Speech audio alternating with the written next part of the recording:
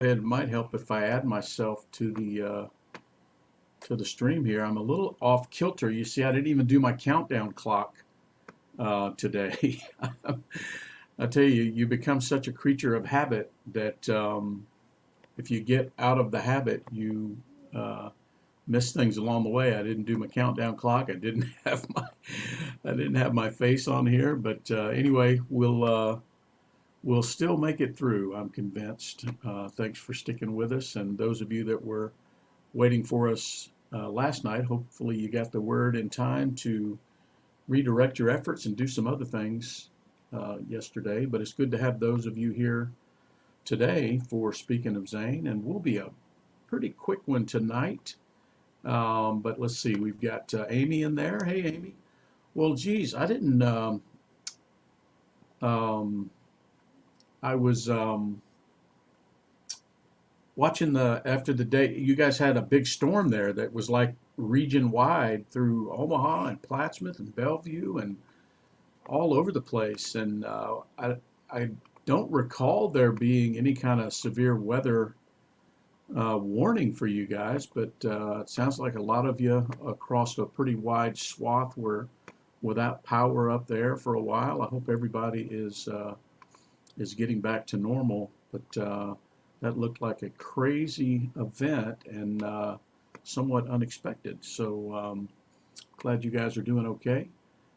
Matt Aaron is in there tonight. Katie Aaron's in there.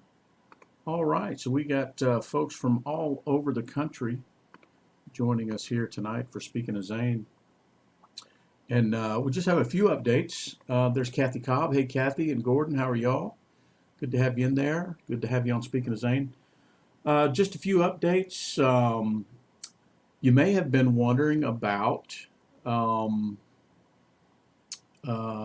Everett, our little grandson, who had a kind of an unexpected event where he had to have a feeding tube placed in his nose, and it's still there. It's been over a week now, but he went in to just sort of get a little diagnosis of why he's been hasn't been gaining weight, and the doc felt strongly enough about it that they added the feeding tube. Anyway, he's doing great. I don't know if they are any closer to figuring out what the original problem was, but he has adjusted to having the feeding tube in and all the care that goes along with it.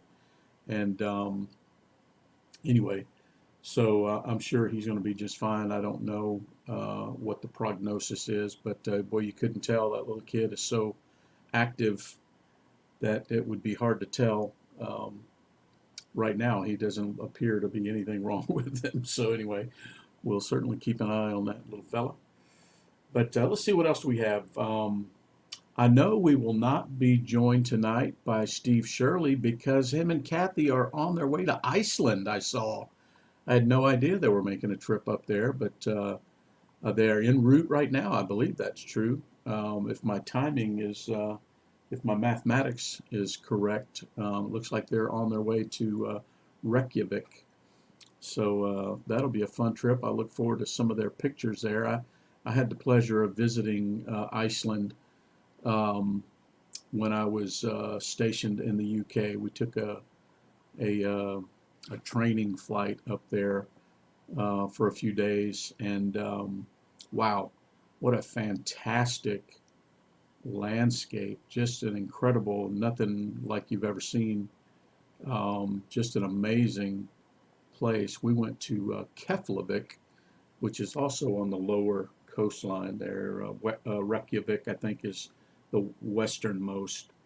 Keflavik is a little bit there to the east, but there was a naval air station there, Keflavik. I guess it's still there, but there were, Air Force folks there, and AWACS flew regularly out of there. But anyway, I cannot wait to see pictures from Steve and Kathy on their Icelandic adventure. That'll be fun.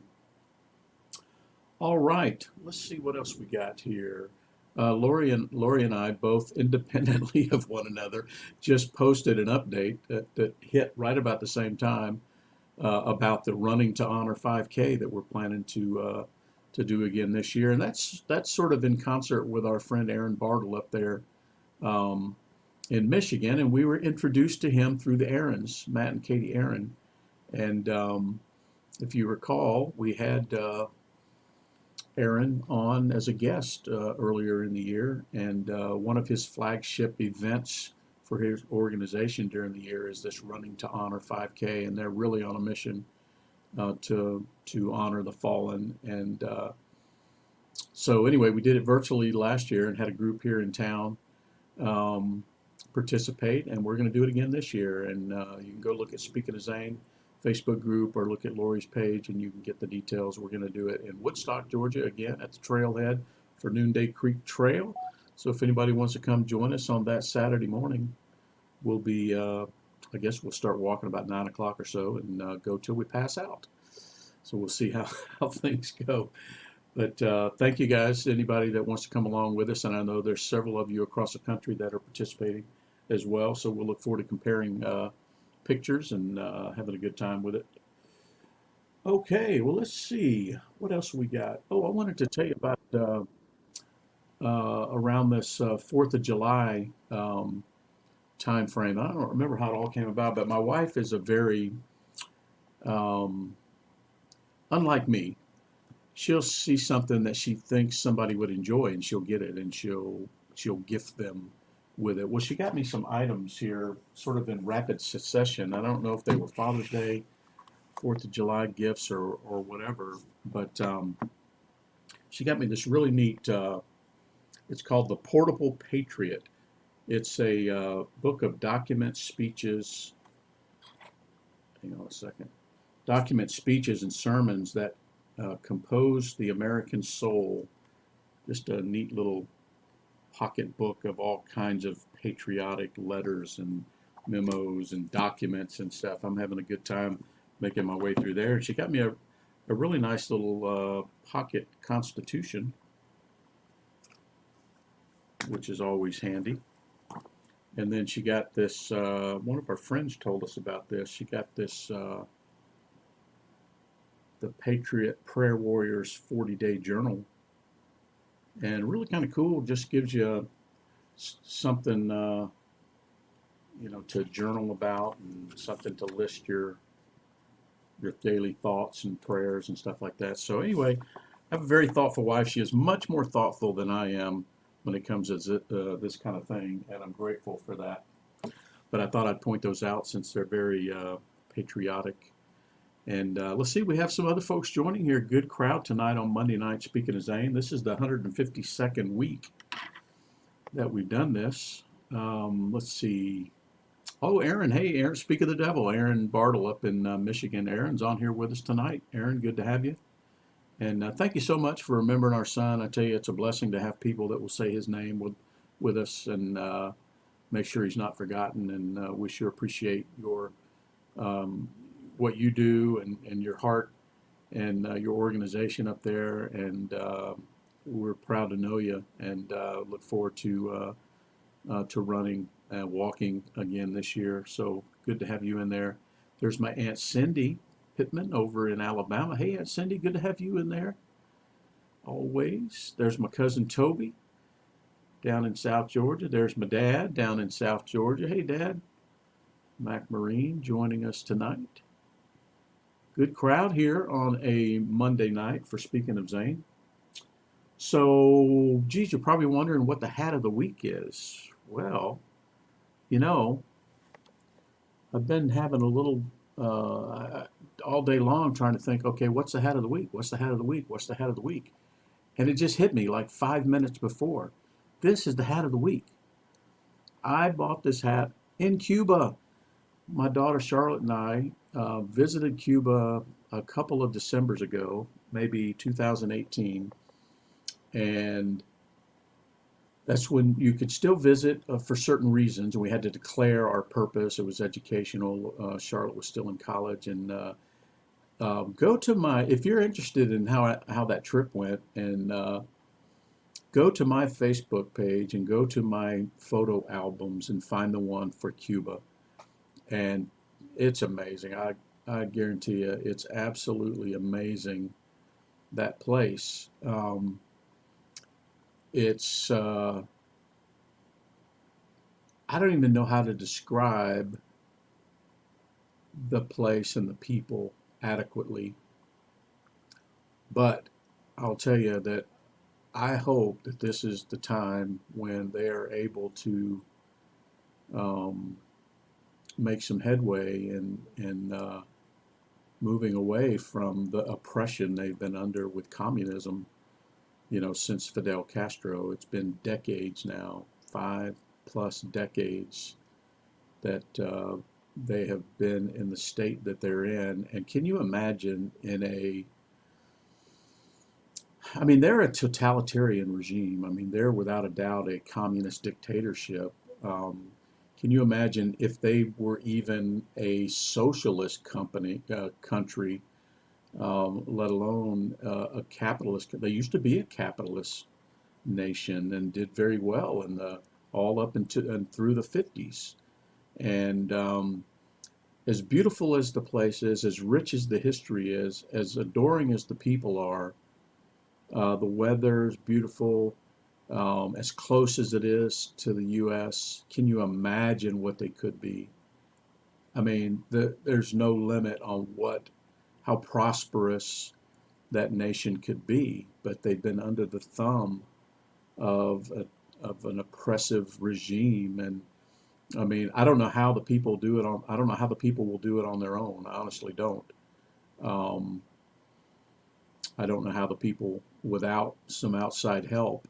But I'll tell you, the experience that Charlotte and I had there was just incredible. We felt it was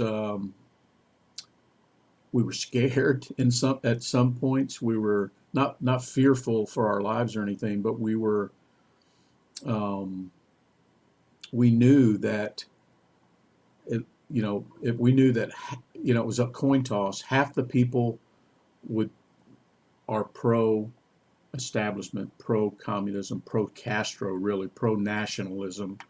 They've been brainwashed into believing, into having this national pride, which is Castro. And then, you know, the other half of the people want to be free. I mean, they want to um, live their life, and right now they want to escape. Look, I mean, look at all the ones who've escaped over the decades and fled and left everything. Can you imagine? Um, you're getting a rickety little raft and try to float 90 miles north to Key West and shark infested water. I mean, it's like. But anyway, we had such emotions there when we were visiting. The people were so nice. But you didn't know who was sort of on what side, so we couldn't declare. We knew that half the people looked at us in disdain, and half the people looked at us admirably, and we had a really good time. Um, it's hard to describe some of the things we saw, but we did take a lot of pictures and a lot of video. So if you want to get a little insight, at least from a pictorial perspective, go look at my folder there, and just an amazing thing. So it turned out 5 minutes before, speaking of Zane, I said, wait a minute, I'm going to break out my Cuba hat and in solidarity with the Cubans. Now remember, my nephew Cody just did like a 1 year rotation there in Cuba at Guantanamo Bay. And then, of course, my dad has spent time at Guantanamo Bay, and my dad was on the flotilla that was ginning up. Um, Gosh, what was it, Dad? I forget what year it was, but when the Cuban Missile Crisis. But anyway, just an incredible history the country has, and man, I just hope for those people to one day, live in freedom, and I hope it's soon. But anyway, so in solidarity with all the great freedom-loving Cubans, this is today's hat of the week. All right, let's see what else we got here. Well, let's see. I do have a few this week in military history items that were centered around this last week or so. Um, on July 7th, 1898, July 7th, 1898, the U.S. annexed Hawaii. They annexed Hawaii. I don't know when it became a state. Probably, when was it? The 50s, maybe? Something like that. Yeah, yeah. Because in World War II, we still had 48 states, right? So sometime in the 50s when we Alaska and Hawaii became states, but we annexed them in 1898. I have still never been to Hawaii. I would love to go sometime. All right, there's Aunt Mary. Hey, Aunt Mary. All right, and let's see, on July the 8th of 1776, so we're just coming off the Independence Day, so just a few days after July 4th, 1776, the Liberty Bell rang out, summoning citizens to the first public reading of the Declaration of Independence there in Philadelphia. So evidently on July the 8th, they rang the bell, gathered all the people, and actually did a public reading of the Declaration. How about that? And on a related note, hello, Doc Collier. There's my buddy JT from work. Good to have you in there. Thank you, sir. Let's see, on July the 8th of 1835, the Liberty Bell. Now, I never knew this. I only found this out yesterday. The Liberty Bell cracked while it was being tolled for Chief Justice John Marshall. I don't know what the occasion. I didn't look it up if had he just been confirmed, or did he pass away or something? I don't know. I don't know. But all I know is on July 8th of 1835, the Liberty Bell rang. It cracked. That's when it cracked. I never knew that. 1835, it cracked, and it has never rung again since then. How about that? Now you know the rest of the story. Let's see. On July the 8th of 2011, July the 8th of 2011, the space shuttle Atlantis, the space shuttle Atlantis launched and became the final space shuttle mission. The final space shuttle mission. That was 2011. So it's been 10 years since the shuttle program ended. 10 years. Wow. Well, now we're beginning to do some other cool things with SpaceX, and now with Branson and some other things. NASA's getting sort of back in the groove a little bit with some other things in preparation for some more space travel. But yeah, so I actually had, we lived in Savannah for a good bit, and during that stretch of time in the early 2000s, there were regular shuttle missions, and I had the opportunity to go down to the Space Coast, either on the Cape there proper or nearby, and see several shuttle launches, and I enjoyed it very much. Took a couple of the kids down there once. I don't remember which shuttle it was, but we always had a good time. Yeah, so here's Katie throwing in some history. Yeah, cracked, repaired, cracked. Yeah, so I don't know the sequence. That might be an interesting little homework project to study the Liberty Bell. Surely an American icon, that's for sure. All right. Well, let's see. We did have some veteran cemetery visits this week. Daryl visited Jefferson Barracks. Big surprise there, right? He got some great pictures from there with just a beautiful doe standing not far away waiting on him to leave the flowers unattended. I know that those deer really enjoy the fresh flowers out there, but they don't just wither up and die away. Those deer get to the fresh flowers. But and then our friend Jim, I don't know if Jim's in here tonight, but Jim has a regular route that takes him by Omaha National Cemetery, and he swings in. It's very easy there. I've been there several times now, but he swings in and pays a visit to our friend Todd. So thank you, Jim, for always letting us know that. And then Lori made a visit this past week to Georgia National and put some new silk flowers there at Zane's grave. And looks like he has an Army service flag there. I don't know if that was there before, Lori, if that was a new one. But anyway, Lori made a visit out there. So that was 3 visits for the week, which took our count to 441. So 441 visits that this group of patriots have made to a veteran cemetery over the last couple of years. Let's see. And oh, in a related note, remember we keep hearing, or maybe it's always been happening. We're just hypersensitive to it now, but plus social media, news travels fast on social media. But there was yet another. We reported 2 last week and a couple the week before, but there was another Korean War veteran whose remains were finally positively identified, and he was laid to rest at Sarasota National Cemetery down there just south of Tampa.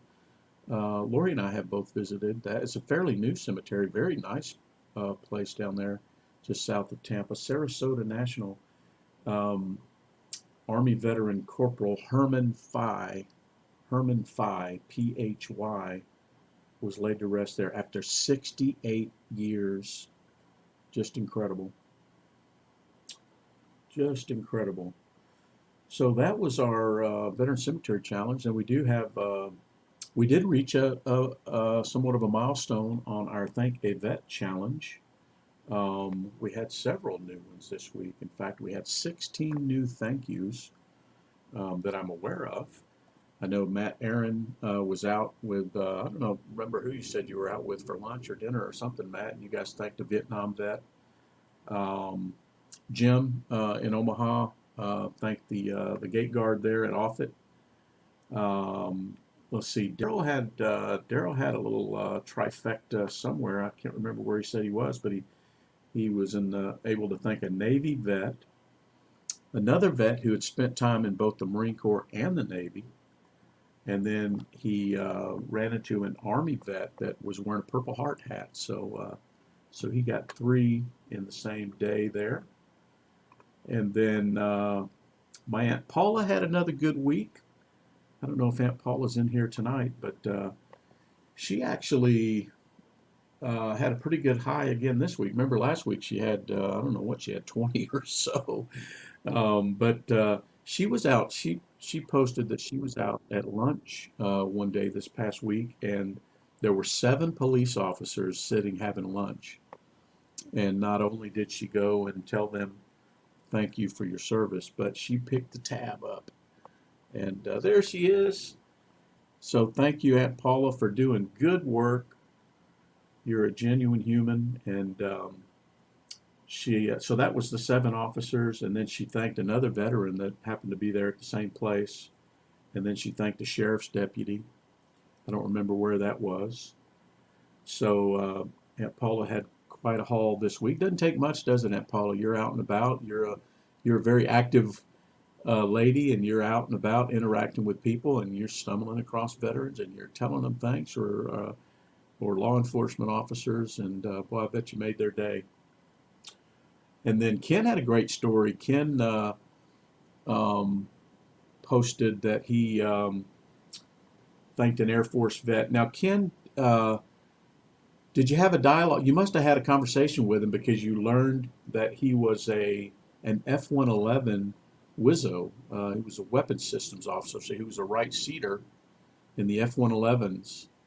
And so you must have had a conversation with him there.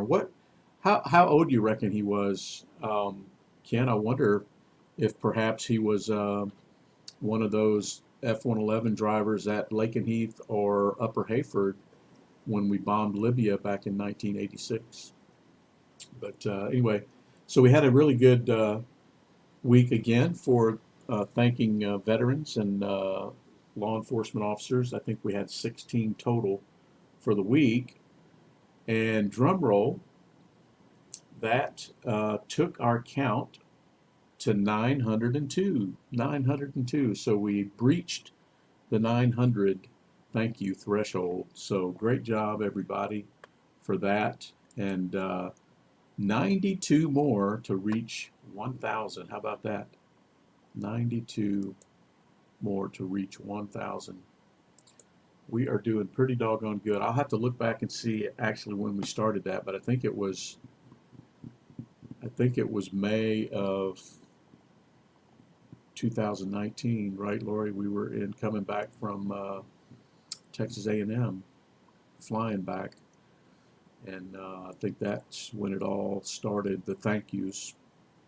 So you guys have done a great job in just a very short period of time. So thank you for that. Let's see if I've missed anybody in the chat here. Oh, that'd be great, Katie. Post some pictures of that for sure. Okay, so if he was mid-60s, that's a chance he. Those were two of the predominant F-111 units that were active in that window. Was Lakenheath and Upper Hayford. So it's he's just a hair older than me, and I was a young whippersnapper, so it's possible. But interesting stuff there. All right, well, let's see what we got here. Organizations, I mentioned Aaron and our friends at Running to Honor, and we're happy to be participating alongside them.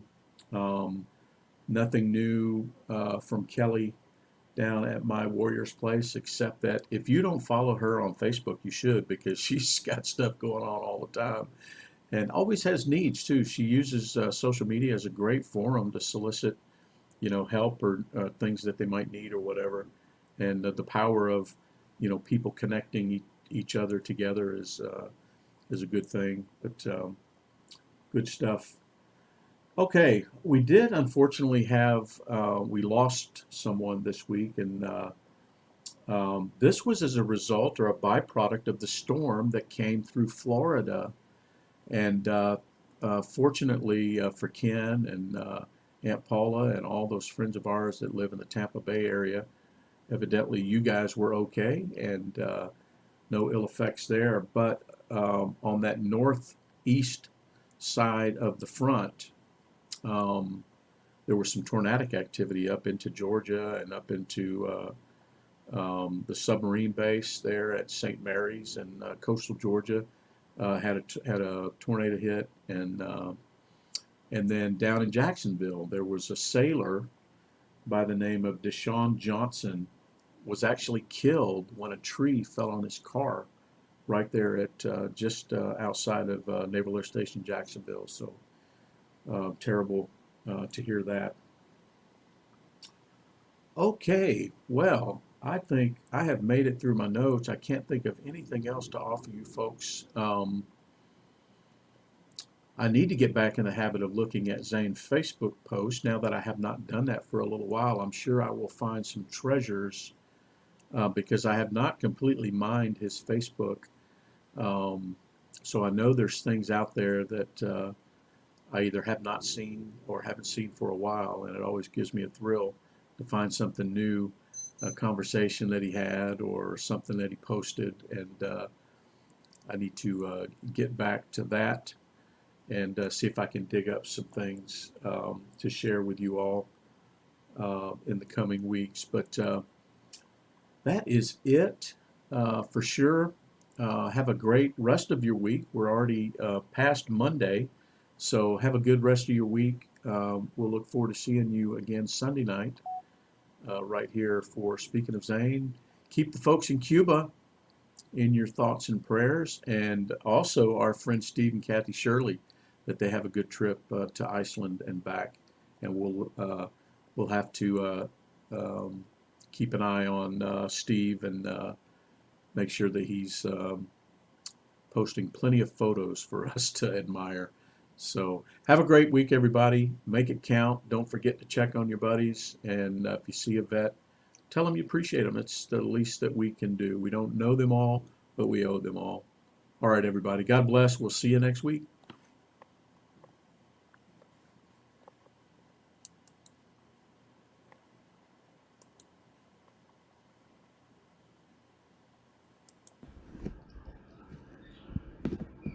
Everything I said, I can't say no more.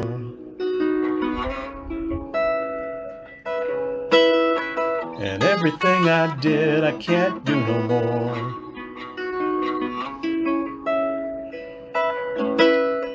And all the love I showed, I can't show no more. But know that you can be sure that I'll be with you again. Be with you again. This is not the end. Open up your heart, please don't close the door.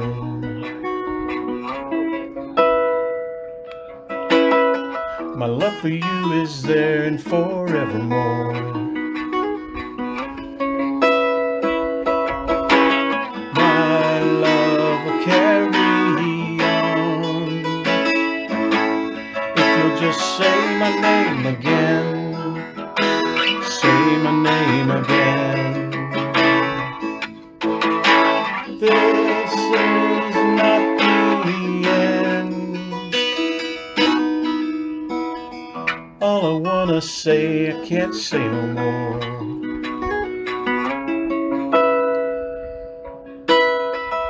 All I wanna do, I can't do no more.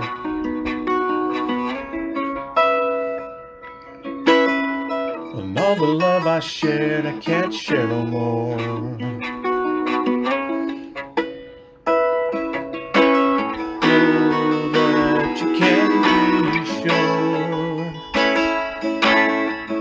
That I'm still alive within. I'll be with you again. I'm still alive within. Say my name again and don't let it in.